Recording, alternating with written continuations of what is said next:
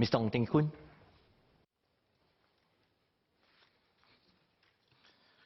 Mr. Deputy Speaker, Singapore's growth into the regional financial hub it is today can be said to be the result of its responsiveness in creating a regulatory environment that both encourages innovation and mitigate risk to the stability of the financial system. In this regard, the Payment Services Bill is a significant step in the right direction. Firstly, the bill integrates payments activities that are currently regulated by different legislations under one Payment Services Act. At present, the MAS regulates different types of payment services under the Payment Systems Oversight Act, the PSOA, and the Money Changing Remittance Business Act, the MCRBA.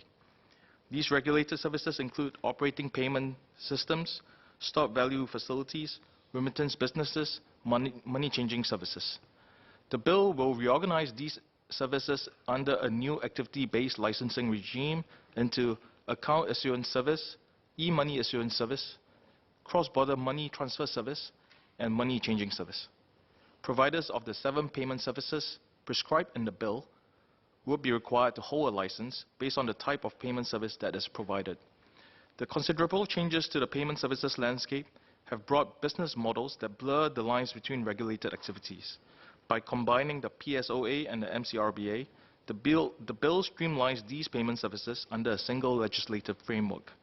This, in turn, ensures consistent applications of laws to various payment activities, which is calibrated at an appropriate level according to the risks the activities pose. A consolidated approach also brings greater clarity to the regulatory regime.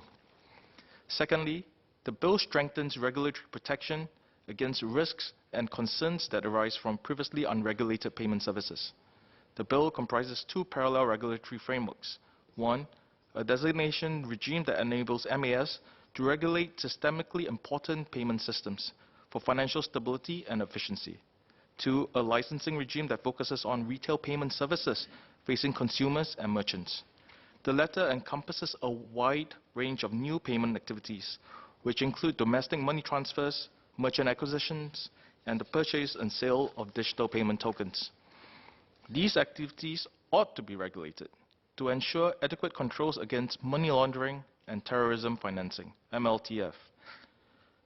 It provides safeguards against insolvency risks resulting in loss of funds owed to consumer or merchants, and reduce fragmentations and limitations to interoperability, and minimize technology and cyber risks. There are specific reasons for this. The anonymous nature of digital payment token transactions makes them particularly vulnerable to MLTF risks. Monies received from customers by domestic money transfers and merchant acquisition service providers should be segregated and safeguarded from insolvency risks. Different merchant acquisition service providers with a large user base puts interoperability, common standards, and accessibility at risk. New payment services that are made possible by technology are just as, if not more, vulnerable to cybersecurity risks.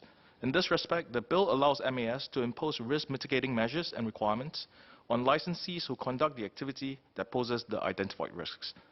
Consequently, gaps in the regulatory regime brought by these new payment services can be addressed. Consumer protection is reinforced, which further engenders public confidence to use the services and encourages industry development.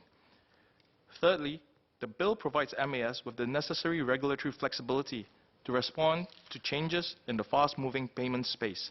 As a result of the activity-based licensing regime, regulations can be tailored to the risks that the specific payment activities pose for different business models. In addition, MAS has general powers over all regulated entities, such as powers to conduct inspections, investigations, and emergency powers. Key risk mitigating provisions include interoperability powers, which MAS may exercise when necessary to reduce fragmentation of widely used payment solutions, and the power to impose risk mitigating measures for MLTF purposes under the MAS Act. In turn, MAS is able to take a more flexible strategy to target risk as they arise and to avoid overregulation that may stifle innovation. Notably, the bill gives MAS certain powers to make regulations and supplementary provisions to fulfill the Act's purposes and amend what would be regulated as a payment service under the Act. This accords MAS the flexibility to modify regulatory scope and come up with new laws or novel and more sophisticated product offerings that may emerge in the future. MAS will be able to respond accordingly, such as quickly incorporating new payment activities that ought to be regulated into the regulatory framework. This helps to create a conducive environment for innovation, growth and development without sacrificing consumer protection and stability in the financial system. With that, sir, I stand in support of the bill.